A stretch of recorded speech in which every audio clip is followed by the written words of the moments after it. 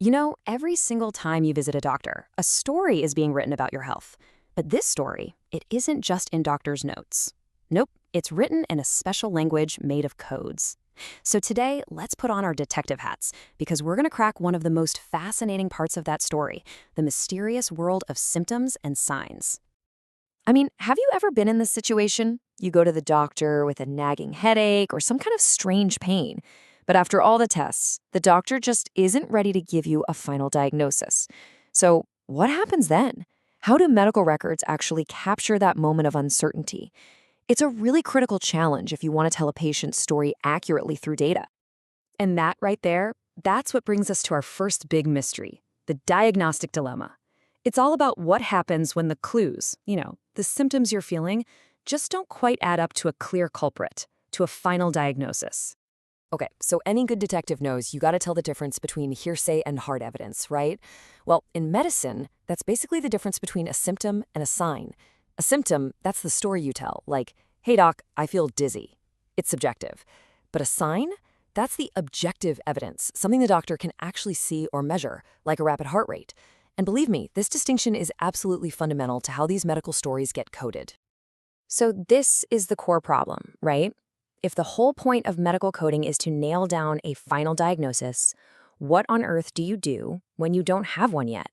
How do you accurately code that visit for billing, for future care, and for all that vital public health data while still being totally honest that you're not 100% sure what's going on?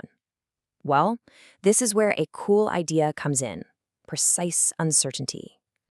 Thankfully, medical coders aren't just left guessing. They have a specialized tool for this exact situation. It's called Chapter 18 of the ICD-10-CM, and in case you're wondering, that's the International Classification of Diseases. Think of it as the massive encyclopedia of codes for all of medicine. This one chapter is their go-to guide for how to code the clues when you don't have the final answer. And here it is, the official purpose of Chapter 18, right from the source. It's basically a dedicated section for classifying symptoms and signs, but, and this is a huge but, only when a definitive diagnosis hasn't been established. It gives coders a legitimate, structured way to say, look, this is what we know for sure right now. So when is it actually okay to use a symptom as the main diagnosis for a visit? Well, the guidelines are super specific. You can do it if a final diagnosis just isn't available yet. Or maybe the symptoms were transient. They came and went before a doctor could figure it out. It's also used when a patient gets referred to a specialist, or even as a kind of temporary provisional diagnosis while everybody's waiting on test results. But, and this is just as important, knowing when to use these codes is only half the battle. You also have to know when not to use them. And that brings us to what I'm calling the coder's golden rule. It's all about avoiding redundancy and making sure that patient story stays crystal clear. And here is that rule, straight from the source. And honestly, it couldn't be more direct. It says that if you have a confirmed related diagnosis, you absolutely cannot use a symptom code that's already part of that diagnosis. This is, without a doubt, the most fundamental principle in this entire chapter. And this is just a perfect example of what that means. Let's say the final diagnosis is a gastric ulcer. Okay, you code for the ulcer. You don't also add a separate code for abdominal pain. Why? Because the pain is an expected, built-in part of having a gastric ulcer.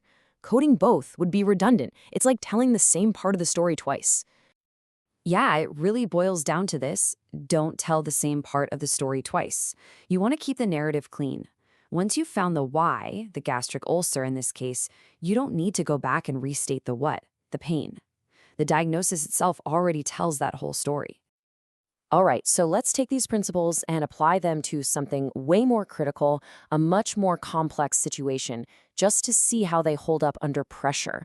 We're going to look at the special case of coding for a patient who is in a coma. So, what exactly is a coma when we're talking about medical codes? Well, it's defined as a state of prolonged unconsciousness. But here's the key thing: it's not a disease in and of itself. Instead, it's a profound sign of a really serious underlying problem, something like a stroke or a major head injury.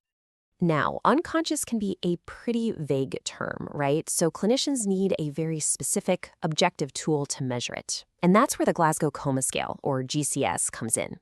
It gives a numerical score based on a patient's eye, verbal, and motor responses. It's a way to get a precise, data-driven snapshot of their exact level of consciousness. So, how do you take this really complex situation and translate it into codes? Well, it's actually a pretty elegant three-step process.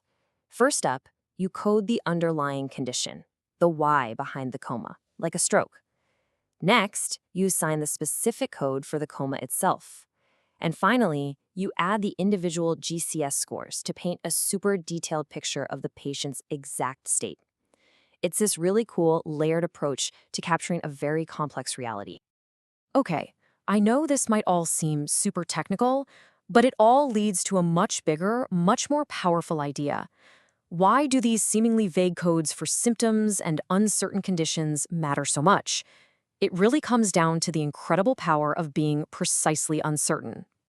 I mean, just take a look at this table of real-world examples. Fever of unknown etiology. Yep, that gets a specific code. Syncope, cause undetermined, it gets a code too. Even something like chest pain, probably angina, gets its own code. See? Each one of these is designed to capture a very specific, very crucial moment of uncertainty in a patient's journey. And this is why it matters to every single one of us. These codes are so much more than just temporary placeholders. When you collect this information across millions of patients, it creates an incredibly rich and valuable data set. Researchers can then dig into that data to spot public health trends, to understand the earliest stages of a disease, and ultimately help doctors make faster, more accurate diagnoses for all of us in the future. So let's end with this thought, which really brings us full circle. How does being so precise about uncertainty today lead to better medical knowledge for everyone tomorrow? Well, by having a system that lets us meticulously document not just what we know, but the exact shape of what we don't know, we're building a smarter, more responsive healthcare system. It turns every patient's story, even the unfinished ones, into a vital clue for solving the next great medical mystery.